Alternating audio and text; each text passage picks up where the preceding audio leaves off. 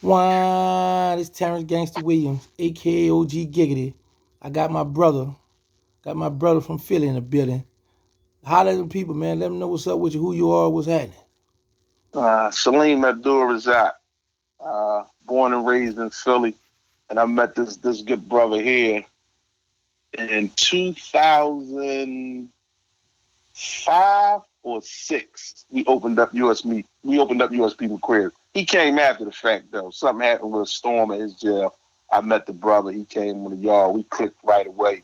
Uh, Me, him, a couple other brothers that should remain nameless. I don't want to get into no names, but beautiful brother. We met down there at USP McQuarrie in Pine Knot, Kentucky in '04, '05. So when you and I departed from USP McQuarrie, where did you go? I went to the Terror Dome, USP Beaumont, aka Bloody Beaumont. Mm. And how? Yeah. What's the procedure when you Yeah. first go to Beaumont? For the people who don't know. Um, well, I want to clear this up for the youngsters first because we always say ain't no glory in our story. I always hear you and Big Bro here trying to get the kids admonition and let them know don't go down that path. Well, this is true. So the stuff before I get into the horror show, I want to say this to the younger brothers all over the country because me and this brother and other brothers, the reason we can speak on this is because in the back of your mind subconsciously when you're out in the street you only thinking about state prison or probably death. You're not really thinking about federal prison when you're going to be in there with people from all over the world. So it gives you a level of comfortability. But we was in USPs with people, criminals from all over the world.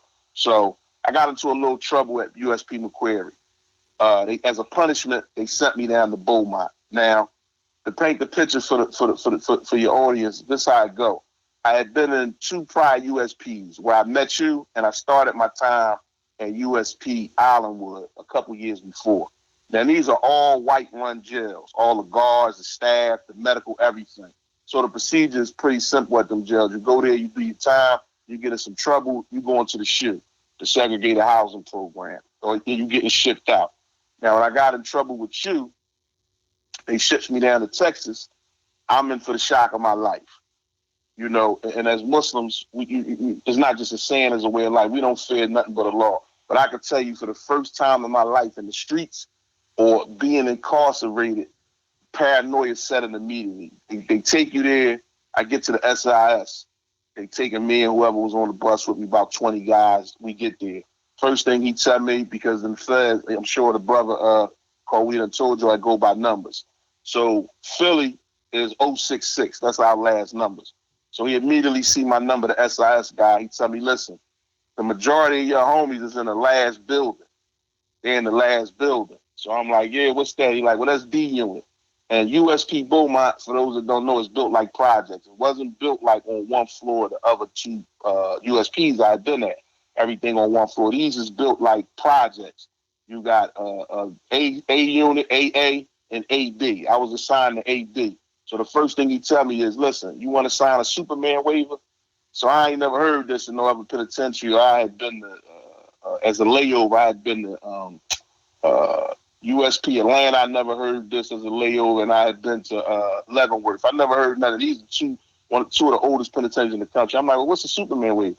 He say, well, we looking in your file. You don't got no cooperation, nothing in your file. But if you did a Superman agreement, we got to ask you if you cooperated, you would sign this and absolve the BOP of any wrongdoing if you get hurt out there on this compound. So you got some dudes that's into that. They sign the waiver and take their chances and go out. So I said, get that out of here.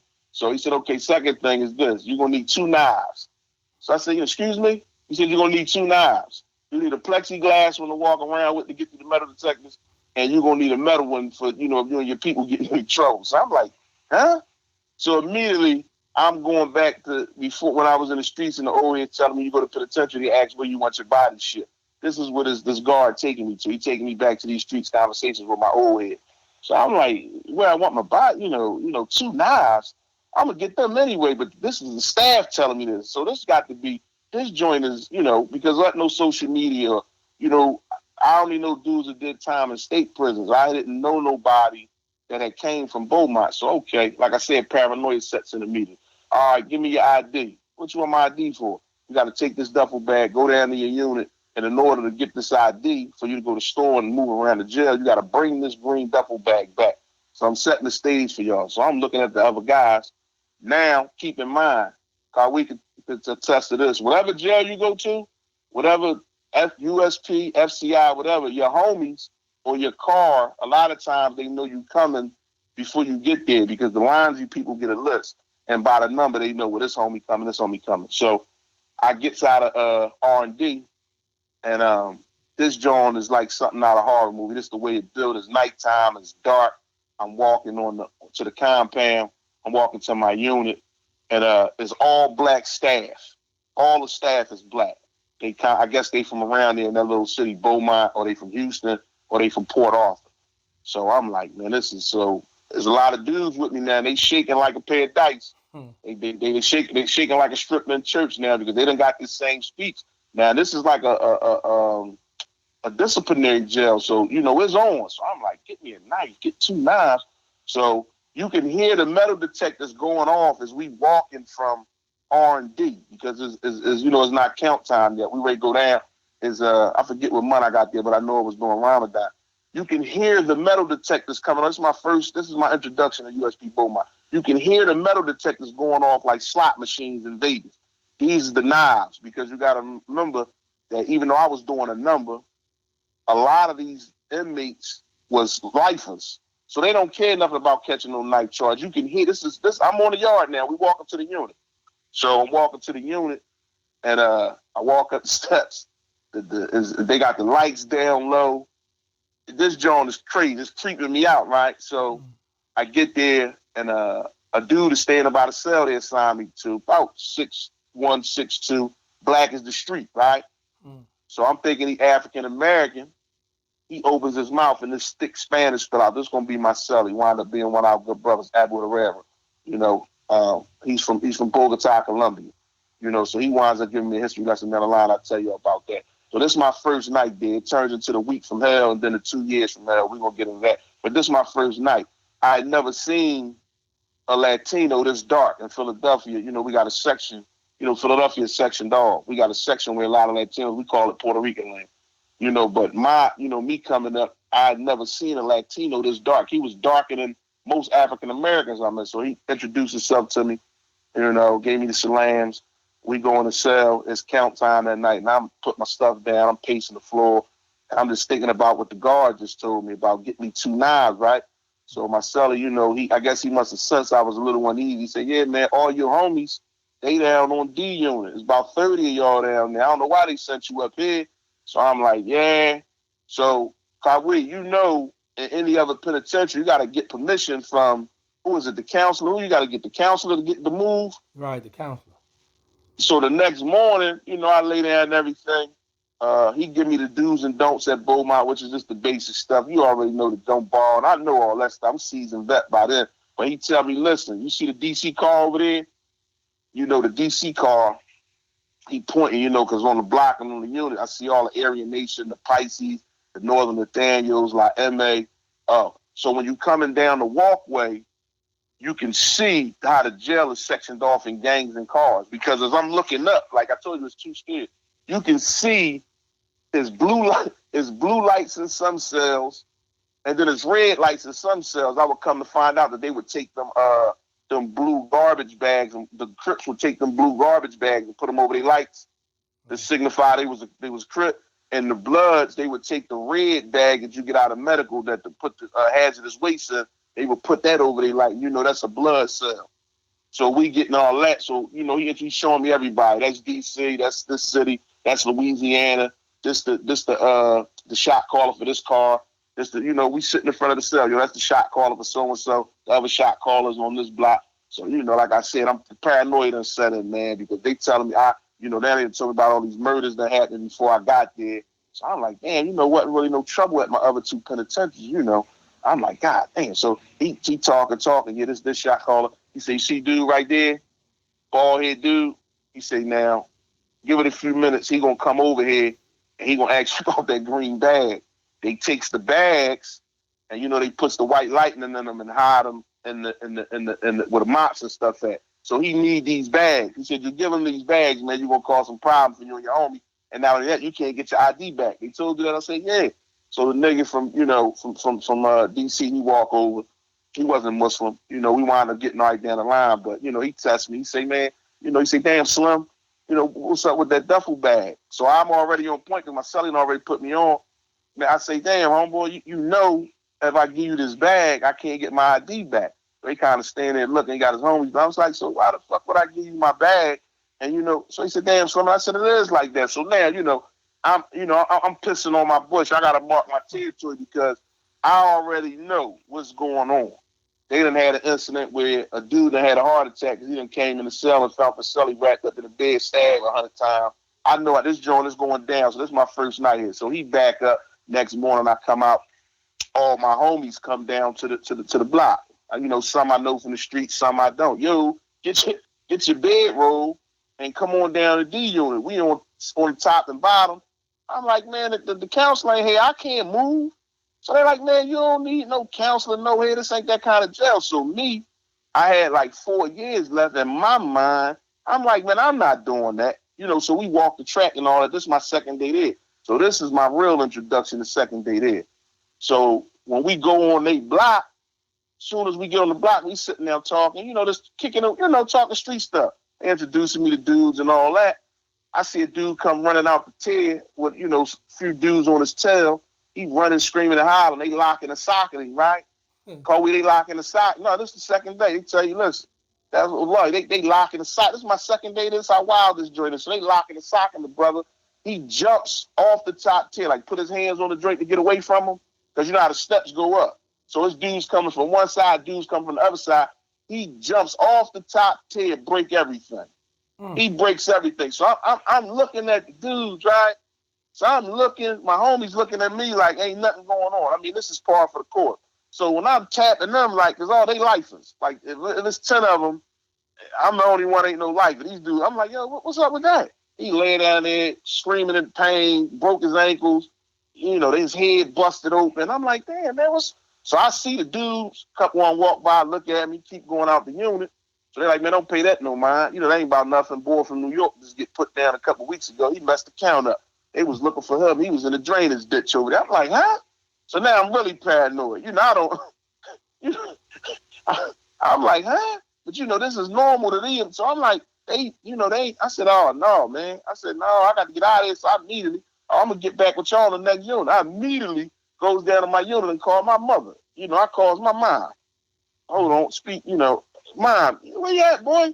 Oh, they done sent me to Texas. You got to call down to Grand Prairie and get me out of here. So she said, no, you laughing at me. So she say, what? She say, James, get out. I said, listen to me. You're not listening to me. You got to get me out of here. I don't know what. I ain't did nothing like that in Macquarie. It's crazy down here. I said, Mom, at that time, I said, Mom, I got to get out of here. That you got to get me out of here. No, what's the number? I said, you got to call down to Grand Prairie, Texas, give them my name and number and ask them what's going on with your son. Why he down here in this goddamn, this horror movie? Like, so I told you, back up. I seen the dude that chased the dude and the dude jumped off the chair and broke himself all up. Right. The next day, which is my second day, them same dudes came walking up the compound laughing and greeting me, right? So now I know. Then the third day is it. This is it. I done had enough already, right? So I'm like, how the hell they not in the shoe and the guards locked them up yesterday? I said, no, this is set up. I ain't gonna never make it out of here live. So now I'm writing everybody I know. I ain't come out, you know what I mean, for to the nighttime yard. All my homies on the gate looking for me. Man, tell a nigga come on outside, man. So I'm in there writing my people's like my last will and testament. You know what I mean? Yeah. No, this how it's going down. I'm really like in that joint, like, but they done gave me the joints now. Then I got the swords. I'm double strapped down. So I'm in there writing my son, writing his mother. Listen, man, I've never seen nothing like this in the street or in jail. I don't know if I'm gonna make it out this joint. I just seen, this is crazy right here. My cousins tell me now, 20 years later, they still got some of them letters. They scared some of them straight. So I'm writing. So I tell my mom, I'm loving and all that. I might not see you again. I'm crying. I'm crying the blues. You know what I mean? Yeah. So I goes back. I go on the move. We out in the yard. I got my back to the fence, and I'm looking all around because everything moving fast in this joint. People hustling. The Aryan Nation over there. Like I said, all the cars there in the yard. They talking business. Doing whatever they do. The stuff they participate in. So, I only down there 3 days, and this one I knew I had a real problem. And they know who they is if they out there. They have a good time with me. I knew I had a problem on that third day, bro, because dudes were sending messages from other jails that I was okay with. I don't know. They were sending. I think I wrote your mother too, man. You might have to ask about that letter, man. I was writing last will and testaments to everybody. Tell Kawi I love you. She was still down there in the facts. Man, she might still got one of them letters, man. But this third day, bro, I was writing everybody, I had a lot of love for and they peoples. And the messages was coming in and dudes was approaching me that I didn't even know. Yo, so-and-so down Pollock. He want to know if you're all right. Yo, so-and-so is out California. So-and-so is in Colorado, man. They want to know if you're all right. So these gangsters, these are sure enough gangsters, worry about my well-being. And I'm like, where the hell these people done sent me at? Because the messages is coming to me like I'm in danger. You know what I'm saying? Right. Like, I don't know, but they like, so I write the letter. So I leave off the move, dudes like, because really the Muslims don't really have no problems. I'm just like, dudes try to, the Muslims, we really don't, we don't have no problems no matter where we at. Supermaxes, we really don't have no problems. You know what I mean? We had a few problems in the past before I got there and after I left in 2007. But for the most part, we cool. So this is some real nigga stuff. So I go back to my unit, my cellie in there for the 4 o'clock count. I don't got no bed in there. So I don't know if he done kicked me out. This is my third day. I know, he older brother. So I'm like, damn, where my bedroll? You touched my bedroll in my bag? No, your homies came and got your stuff and took it. I said, what? I said, no, man. So, I'm pacing the floor. I can't wait for the move to run down D unit and run in the Falam and them, see what kind of, funny move, what funny move they pulling. So I run down there and go, yo, where my stuff at? They're like, yo, you in the cell with so-and-so now. So I'm like, yo, man, I didn't talk to my counselor. Y'all can't just move me. They like, all right. So another move come. They like, don't go nowhere, bro. They locks me in down there like on the playing tip and all that. They call a guard. Never forget, Overton was her name.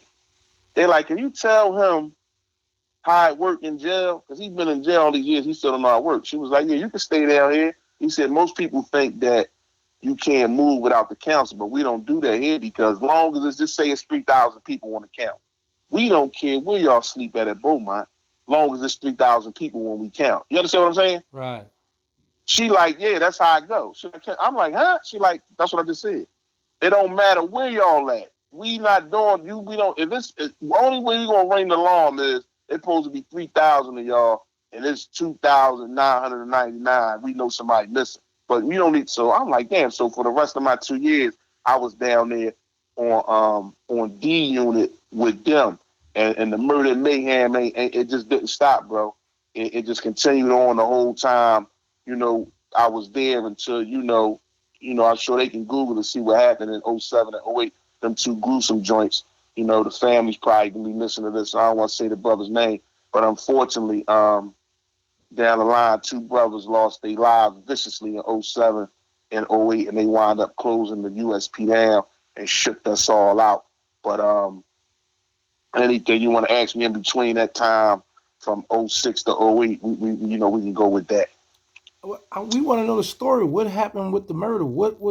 Okay, so let's lead up to it. So it's tension all on the unit. I told you about when I got there. About this is 06. So it's dudes, the message is coming down that good dudes don't want to come on the yard. They don't want to come on the yard. So the next thing that happened is leading up to it getting locked down. So fast forward, I'm there some time now. They tell the Aryan Nation, for example, this is leading up to the penitentiary getting closed down for good at 08. So let's say right after that, the Aryan Nation tell a dude on my unit, yo, don't sell to the blacks.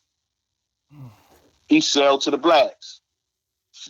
Not too long after, You hear him screaming and hollering. You know, they done hella back him out of there, right? That's one major incident with the Aryan Nation.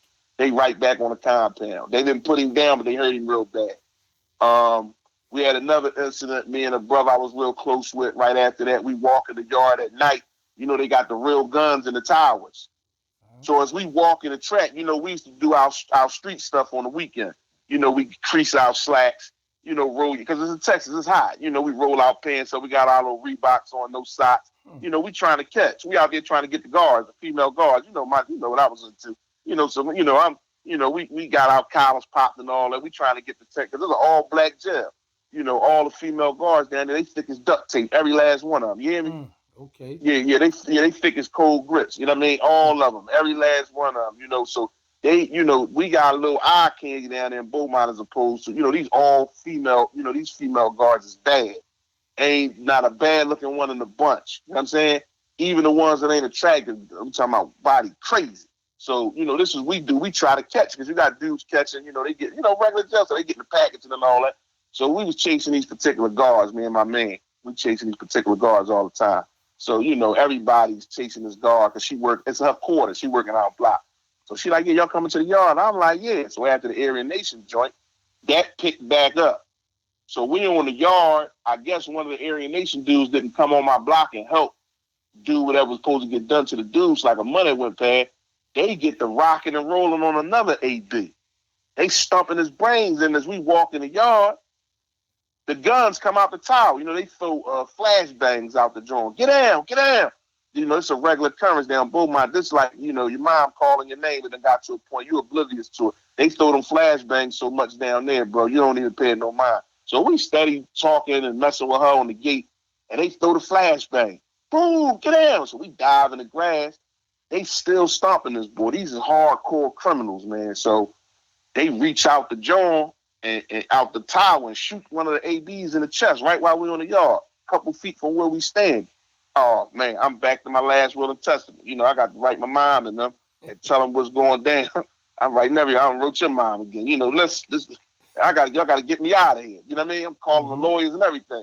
You know, I want my money back. You know, I'm cussing everybody out. So that happened with the ABs. Now, fast forward to the first joint. Good brother Jabril, he was part of the community.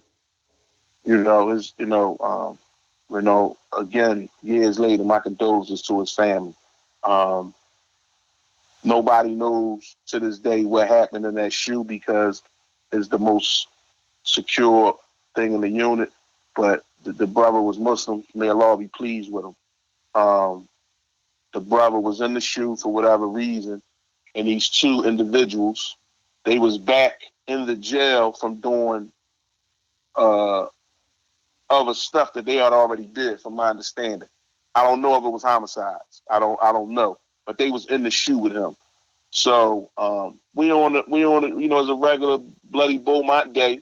You know what I mean? We all out there. You know, everybody doing what they doing, mind their business, playing sports, spades, chess, checkers, and the deuces go off.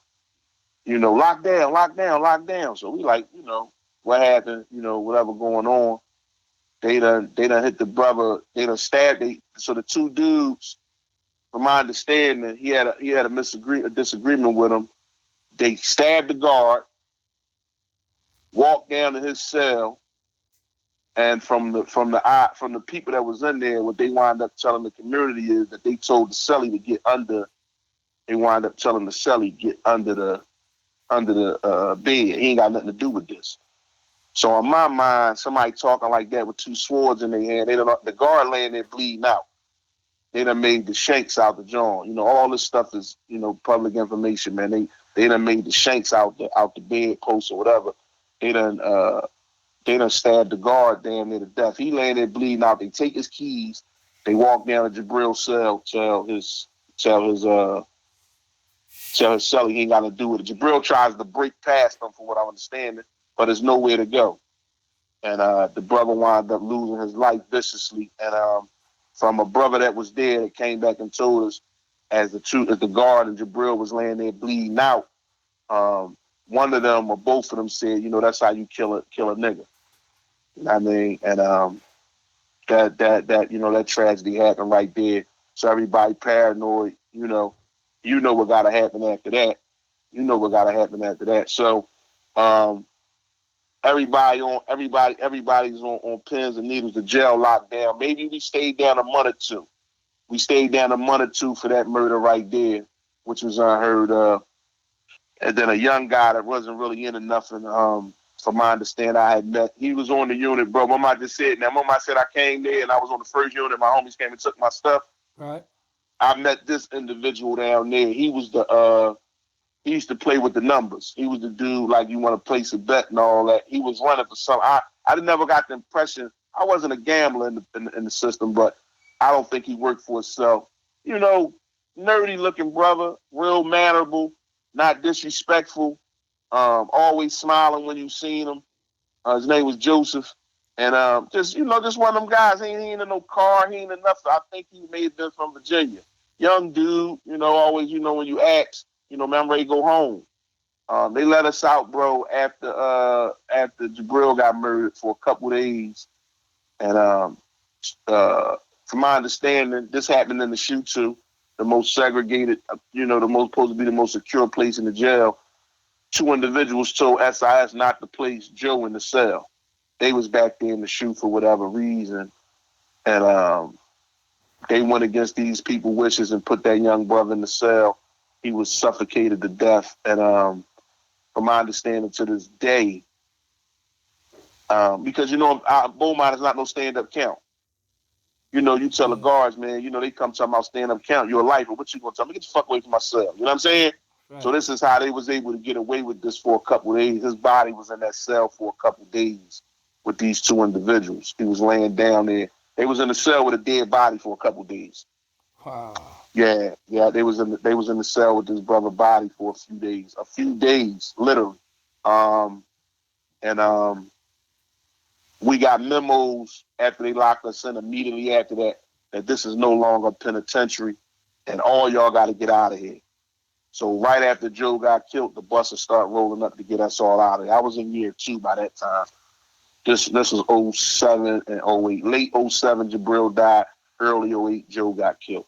So that after that, it was no more. USP Beaumont was no more. You know what I mean? I'm hearing they rocking and rolling now, again, years later, but they took it out of penitentiary status with them too.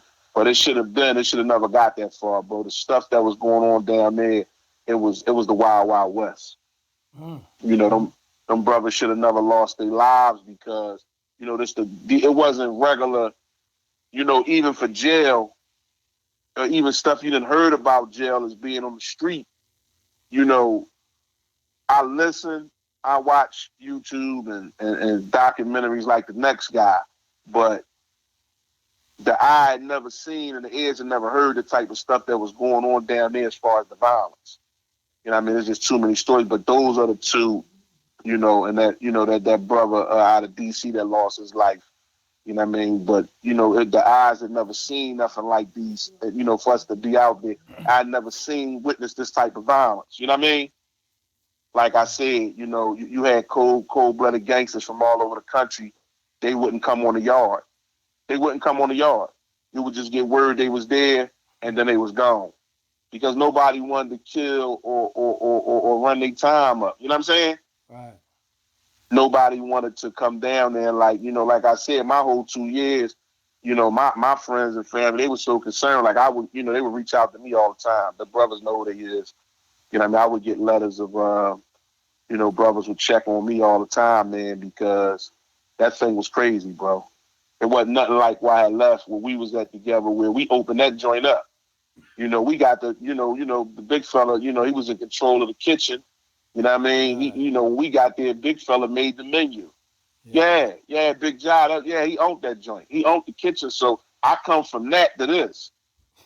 For real. You know what I mean? I come from Big John controlling the whole, John had the whole joint from start to finish.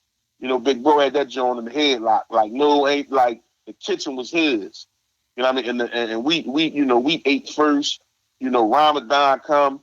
I'm used to, John, man, what you want? You know what I mean? He getting shrimp from the street. That boy was getting anything but champagne and lobster. So I come tell you where I come from that with John controlling the whole joint to getting down here to this horror show. And I couldn't take it. I was on, my head was on the swivel the whole 2 years, bro.